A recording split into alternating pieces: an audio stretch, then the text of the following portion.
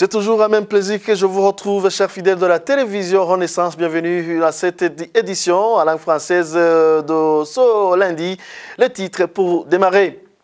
600 militaires burundais de la MISOM qui devraient être rapatriés au Burundi refusent toujours de rentrer. Un refus dicté par le gouvernement burundais qui n'a pas apprécié la décision de l'Union africaine de réduire le contingent burundais de la MISOM de 1000 soldats. Pour le parti MSD, ce bras de fer du gouvernement burundais montre sa peur de perdre les intérêts qu'il tirait de la MISOM. Page diplomatie, l'ambassadrice du Burundi en France a été rappelée à Bujumbura. La lettre du ministre des Relations extérieures qui ordonne son retour ne précise pas les raisons du rappel de Nina Christine Niosavier. Et la Banque africaine de développement BAD a signé un accord de financement avec la République du Burundi. Un montant de 8 millions de dollars américains sera orienté dans le secteur de l'énergie électrique. Voilà pour le sommaire.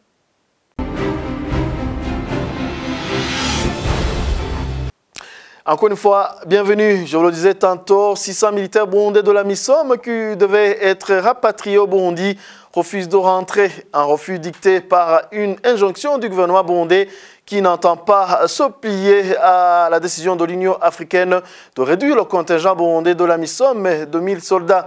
Une situation qui ne manque pas d'inquiétude et pour cause, les 600 hommes ne seront plus pris en charge par l'Union africaine à partir du 1er mars. Darlene Ilakoze. Selon les sources sur place en Somalie, cet avion loué par l'Union africaine a été disponibilisé pour rapatrier progressivement 1000 soldats burundais jusqu'au 28 février.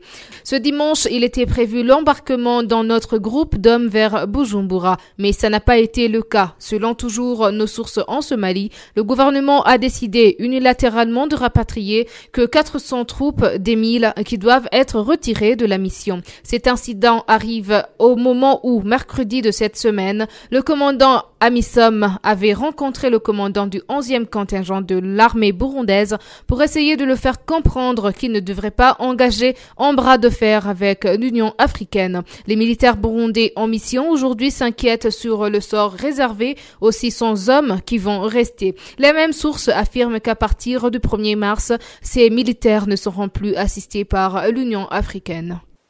Merci à Darlene Ilakoze. Le bras de fer du pouvoir de Bujumbura pour le rapatriement progressif du contingent burundais de la MISOM montre que le gouvernement burundais a peur de perdre les intérêts qu'il tirait de la MISOM. Propos d'Epitas Shimirimana, porte-parole du parti MSD. Selon lui, il serait mieux que ces militaires burundais soient retirés tous afin qu'ils aillent ramener la paix et la sécurité chez eux. Je vous prie de le suivre.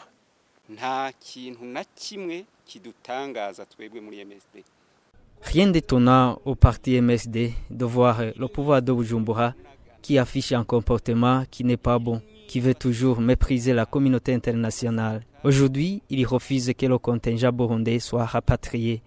Il continue à déshonorer notre pays.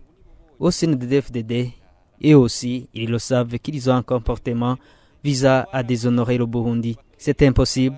Et ça n'existe pas. Leur travail est fini, qu'ils acceptent de rentrer. En réalité, ça montre que le gouvernement du Burundi a peur de perdre les intérêts qu'il tirait de la MISOM. Ils ont perdu la tête puisqu'ils ne veulent pas continuer à percevoir l'argent qu'ils gagnaient. Nous aimerions que les militaires burundais se trouvant en Somalie soient tous retournés au pays pour essayer de ramener la paix et la sécurité qui ont été déstabilisées par le parti au pouvoir.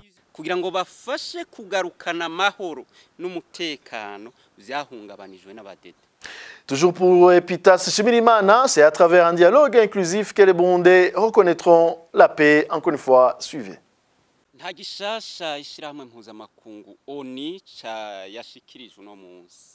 Rien de nouveau dans la déclaration de l'ONU qui souhaite qu'il y ait la reprise du dialogue inclusif. Nous aussi, au parti MSD, on a dit à maintes reprises que la solution pour la crise burundaise sera issue du dialogue interburundais. Mais Pierre Nkurunziza, par son hypocrisie, son mépris envers la communauté internationale, ne veut pas négocier. qu'il y veuille ou pas, il y aura un dialogue qui pourra effectivement tranquilliser toute la nation et son peuple. Il y aura des pourparlers qui pourront faire sortir Nkurunziza de la prison dans laquelle il s'est lui-même enfermé. Mais je voudrais dire au peuple burundais que c'est à lui de faire une action pour convaincre Nkurunziza à venir sur la table des négociations. J'interpelle les Burundais de vaincre la peur et à se tenir debout. À l'absence de cette action, il est impossible de parler dialogue. Ivyo bikorwa bitahabaye nta biganiro bizoheza ngo bishoboke kandi nta biriko birahaba uno munsi. Le journal poursuit. L'ambassadrice du Burundi en France a été rappelée à Bujumbura. La lettre du ministre des Relations extérieures qui ordonne son retour ne précise pas les raisons du rappel de Nina Christine Nionsavier. Néanmoins, l'acte intervient quelques jours après une affaire judiciaire dans laquelle étaient impliqués des membres de sa famille à Paris.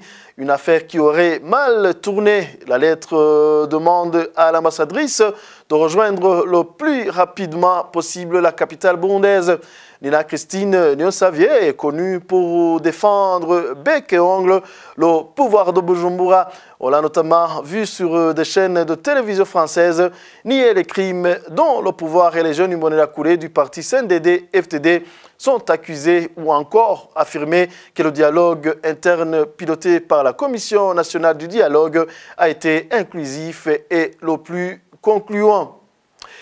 Page économie à présent, la Banque africaine de développement BAD a signé un accord de financement la semaine dernière avec la République du Burundi.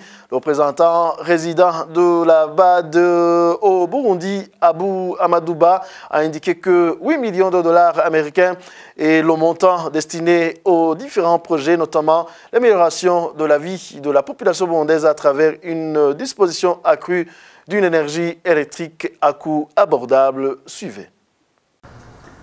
Ce financement d'un montant total de 5,68 millions d'unités de compte, soit environ 8 millions de dollars américains, est destiné à financer la partie burundaise de ce projet d'interconnexion, en plus du financement du gouvernement du Burundi et d'autres partenaires. Il s'agit d'un projet important pour le Burundi dans la mesure où il contribuera à l'amélioration des conditions de vie des populations ainsi qu'à la qualité du cadre de développement économique et social à travers la disponibilité accrue d'une énergie électrique à coût abordable. Il contribuera également à une forte intégration du marché régional de l'énergie électrique. Ce faisant, le projet est en parfaite ligne avec les objectifs du Plan national de développement, notamment le développement des infrastructures de soutien à la production et à l'intégration régionale. Le projet s'aligne également avec 3 des 5 priorités opérationnelles de la Banque africaine de développement, communément appelée le top 5, à savoir éclairer et électrifier l'Afrique, intégrer l'Afrique et améliorer la qualité de vie des populations en Afrique. Le journal poursuit. Le manque de ressources, l'utilisation des méthodes de définition et le manque du personnel qualifié dans les domaines des statistiques et démographiques sont quelques défis que rencontre aujourd'hui l'Institut statistique et d'études économiques du Burundi, ISTEBU. Annonce faite par le directeur de l'ISTEBU, mais Nicolas Ndaïchimier appelle plutôt ses partenaires de conjuguer les efforts afin de surmonter ces obstacles qui font que l'ISTEBU ne donne plus de statistiques fiables.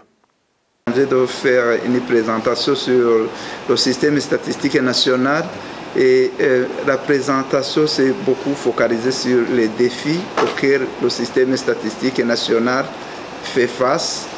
Comme vous le savez, le système statistique national est coordonné par l'ISTEBU, mais a de nombreux défis. Il y a les défis d'abord qui sont liés à l'utilisation des méthodes, des définitions et des concepts harmonisés. Il y a des défis qui sont liés au manque de personnel qualifié dans le domaine statistique et démographique. Il y a des défis liés à des ressources, que ce soit financières, que ce soit aussi matérielles. Il y a aussi des défis d'avoir un processus harmoniser un processus technique de validation des données qui sont publiées au Burundi. Donc c'est en gros les majeurs défis auxquels le système statistique national fait face actuellement. Il est vrai, il y a un autre défi, c'est le défi de non-maîtrise du cadre réglementaire, du cadre légal qui autour de la statistique au Burundi. Ça aussi c'est un défi. Il faudra que tous ceux qui interviennent dans le domaine statistique puissent s'imprégner du cadre légal qui régit les activités statistiques au niveau de notre pays, et tout ce qui concerne les doublons, les chevauchements dans les activités statistiques doivent être évités. Au regard des agendas, que ce soit l'agenda mondial bâti autour des objectifs de développement durable, que ce soit pour l'agenda 2063 de l'Afrique, que ce soit le plan national de développement du Burundi, tout le monde veut avoir des données statistiques pour apprécier les progrès que notre pays sera en train de réaliser. Donc ça signifie que tous les secteurs de la vie nationale sont appelés à travailler en synergie pour pouvoir surmonter ces défis. C'est vraiment un espoir. Je pense que la culture statistique va,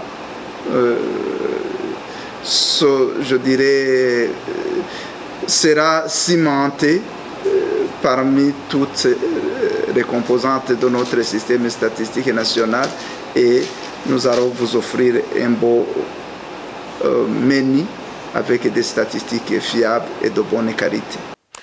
Page sportive avant de clore cette édition. Clôture samedi de la compétition de volleyball qui opposait dans la ville de Kigali les pays de la zone 5. En finale, l'équipe Gisagara a battu l'équipe de REG 3-7 contre un seul. En finale qui y a opposé deux équipes rwandaises. Thierry Bilindavi a suivi ce match, son reportage.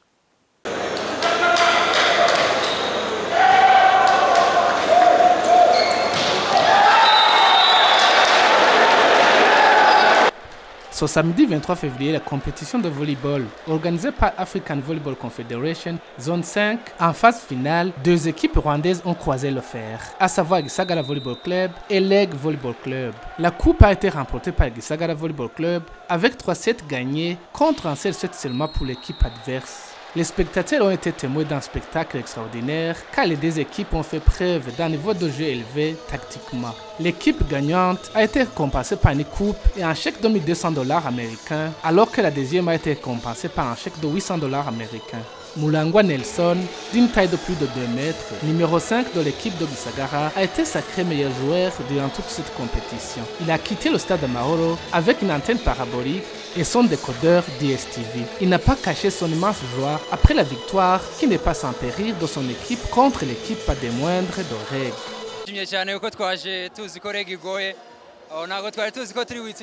Nous sommes très contents. On était préparé que REG est une équipe difficile. Gagner n'était pas une tâche facile. C'est pour nous un grand plaisir de battre cette équipe. Le premier set a été difficile pour nous. Nous avons raté beaucoup de services. L'équipe adverse n'a raté que 2 ou 3 services au cours du premier set. Après, nous nous sommes convenus avec notre coach de changer notre façon de servir. Puis, nous avons organisé notre bloc et ça a marché. C'est pour cela que nous venons de gagner. Le président de l'African Volleyball Confederation, zone 5, Nkurunziza Gustave, a été satisfait de l'organisation de cette compétition et surtout du niveau de jeu de volleyball dans cette zone 5.